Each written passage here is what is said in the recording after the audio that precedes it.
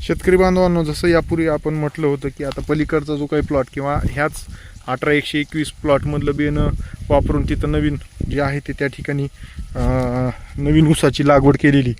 तर हा जो काही ऊस आहे ना, ह्याच्यामध्ये अर्ध जे आहे ते 15-0-12 आणि अर्ध जे आहे ते 62-175 अशा पद्धतीनं शेतकरी महोदयांना दिलं आहे. तर बघा, जिथं ज्या बेटापाशी जाईल, आता हे कानीचं बेट आहे, हे 62-175. लगेच पुढं गेलं ते सुद्धा जे आहे ते कानीचं बेट आहे. सगळ्या सुरळ्या छोटं तयार झालं ते कानीचं बेट आहे. हो का, इथं लगेच जे आहे ते परत हे जे काही बेट दिसायला लगेच चिटकून असलेलं हे 62-175 हे सुद्धा कानीचं बेट आहे. आता ओरिजिनल बघा, हे जे आहे हा ओरिजिनल 15-0-12 पानं एकदम खडे तलवारीसारखे, तिथं कानी नाही आहे. पण ह्या जेवढी भेसळीचं आहे 62-175 त्या ठिकाणी मात्र हे बघा, इथं लगेच ही जी आहे ती ही काळी पावडर आणि हे सगळं अशा पद्धतीनं चापकासारखा ॲपिरन्स ही 62-175 ही कानीचं बेट आहे. लगेच बाजूला बघा परत आणखीन ही सगळी गवती वाढ आणि हे अशा पद्धतीने हे सगळं जे आहे हे कानीचं बेट आहे. म्हणजे शेतामध्ये त्याचं पलीकडं सुद्धा कानीचं बेट आहे. म्हणजे सांगायचा उद्देश हाच आहे की ज्या बळी पडणाऱ्या जाती आहेत आपण लावतोय आता तिथं सुद्धा, म्हणजे ह्या सगळ्या अख्ख्या रानामध्ये सगळं कानी झाली आहे 62-175. पण हा एकटा फक्त कानी मुळं बाधित होत नाही, तर हा सोबत ह्या सगळ्या जमिनीमध्ये ह्याचे स्पोर्स पाडतो, ह्याचे बीजाणू ह्या कानीचे पाडतो आणि मग हवेच्या माध्यमातून म्हणा किंवा रानामध्ये जे काय आपण इम्प्लिमेंट चालवतो त्याच्या माध्यमातून म्हणा, आता हे सगळं जे आहे ते इतर जातीवर सुद्धा, चांगल्या बळी न पडणाऱ्या जातीवर सुद्धा हे जातं आणि इतर जातीसुद्धा आता हे बाधित करून ऊसाचं क्षेत्र जे आहे ते नष्ट करायला ह्यानं चालू केलेलं आहे.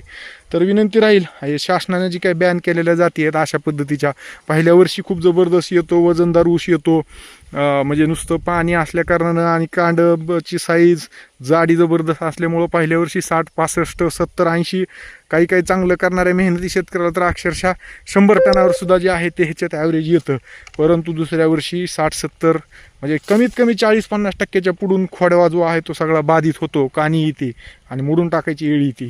पण तसं काही शेतकऱ्यांच्या प्रतिक्रिया अशा बी आहेत की जाऊ आम्हाला एकच वर्ष घ्यायचं आणि मोडून टाकायचं.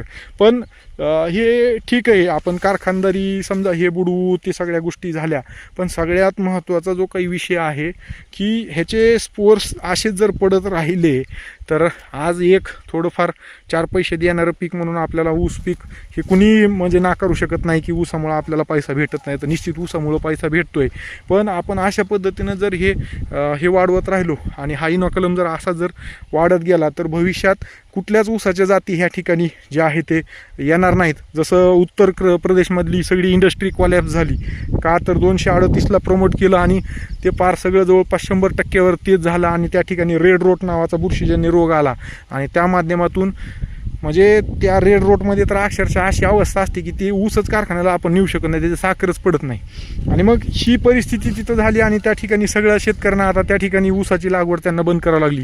याच्या आधी आपल्याला कापसाच्या बाबतीत आपल्याला हा जो आहे तो झटका बसलेला आहे की कापसामध्ये सुद्धा आपल्याला हे गुलाबी बोंड अळीमुळं मोठ्या प्रमाणामध्ये आज अंबेजोगाई तालुक्यात कुठंच आपल्याला कापूस औषधाला भेटत नाही.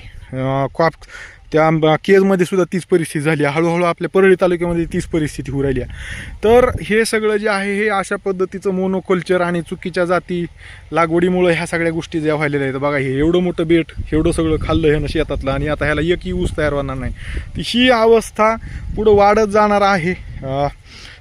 तर त्या सगळ्या गोष्टी थोडंसं लक्षात घेऊन आपण बळी पडणाऱ्या जाती किंवा ह्या प्रलोभनाला जे आहे ते आपण बळी पडू नये, ज्या शिफारसीतल्या जाती आहेत त्या लावाव्यात आणि असे जे काही रोग आहे त्याचं तात्काळ व्यवस्थापन करावं. हे शेजाऱ्याच्या बांधावर सुद्धा टाकू नये, नाहीतर ते सगळं मातीमध्ये ह्याचा विनाकलम काढून 5-5, 6-6 वर्ष तो तसाच तग धरून राहतो आणि तिथं पण ऊसाच्या जाती किंवा कुठलीही जात जरी लावली तर ते बाधित होते आणि आपलं नुकसान होतं.